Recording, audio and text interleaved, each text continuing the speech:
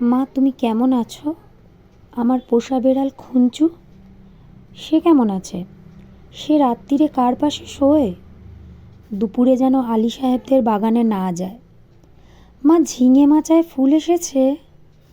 তুলিকে আমার দূরে শাড়িটা পরতে বলো, আঁচলের ফেঁসোটা যেন সেলাই করে নেয়। তুলিকে কত মেরেছি, আর কোনো দিন মারব না। আমি ভালো আছি, আমার জন্য চিন্তা করো না। মা, তোমাদের ঘরের চালে নতুন খড় দিয়েছ? এবারে বৃষ্টি হয়েছে খুব। তরফদার বাবুদের পুকুরটা কি ভেসে গেছে? কালুভুলুরা মাছ পেয়েছে কিছু?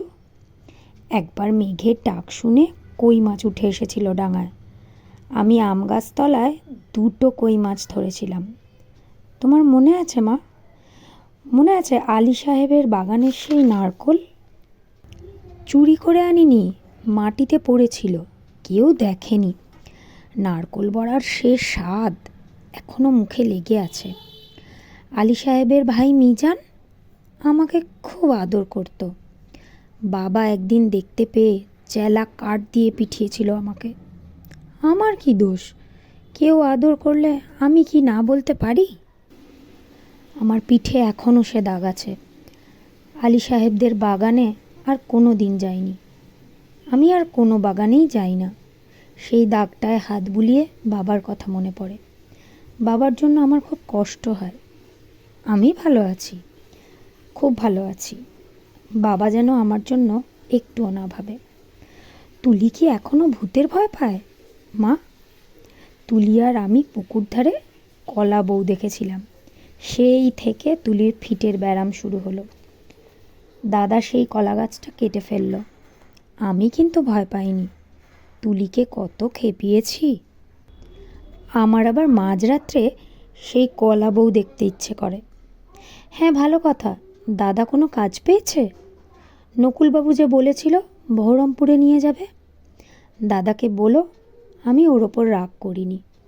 রাগ পুষে রাখলে মানুষের বড় কষ্ট। আমার শরীরে আর রাগ নেই। আমি আর এক ফোঁটাও কাঁদি না। মা, আমি রোজ দোকানের খাবার খাই, পটল ভাজাও খাই। হোটেলে কিন্তু কখনো শাক রান্না হয় না। পুকুর পাড় থেকে তুলি আর আমি তুলে আনতাম কলমি শাক। কি ভালো, কি ভালো, বিনা পয়সায়। কোনো দিন আর কলমি শাক আমার ভাগ্যে জুটবে না। জোর হাওয়া দিলে তাল গাছের পাতা সরসর করে ঠিক বৃষ্টির মতো শব্দ হয়। এই ভাদ্র মাসে তাল পাকে, ডিপ ডিপ করে তাল পড়ে। বাড়ির তাল গাছ 2টো আছে তো। কালু তালের বড়া বড় ভালোবাসে, একদিন বানিয়ে দিও। তেলের খুব দাম জানি, তবু একদিন দিও। আমাকে বিক্রি করে 6,000 টাকা পেয়েছিলে। তা দিয়ে একটা গরু কেনা হয়েছে তো। গরুটা ভালো দুধ দেয়। আমার মতন মেয়েদের চেয়ে গরুও অনেক ভালো। গরুর দুধ বিক্রি করে সংসারে সুসার হয়, গরুর বাছুর হয়, তাতেও কত আনন্দ হয়। বাড়িতে কন্যা সন্তান থাকলে কত জ্বালা। দুবেলা ভাত দাও রে, শাড়ি দাও রে, বিয়ের জোগাড় করো রে, হাবলু মিজান শ্রীধরদের থাবা থেকে মেয়েকে বাঁচাও রে। আমি কি বুঝি না? সব বুঝি। কেন আমায় বিক্রি করে দিলে তাও বুঝি। সেজন্যই তো আমার কোনো রাগ নেই, অভিমান নেই। আমি তো ভালোই আছি, খেয়ে পড়ে আছি। তোমরা ওই টাকায় বাড়িঘর সারিয়ে নিও ঠিকঠাক। কালুভুলুকে স্কুলে পাঠিও। তুলিকে ব্রোজেন ডাক্তারের ওষুধ খাইও। তুমি একটা শাড়ি কিনো, বাবার জন্য একটা ধুতি।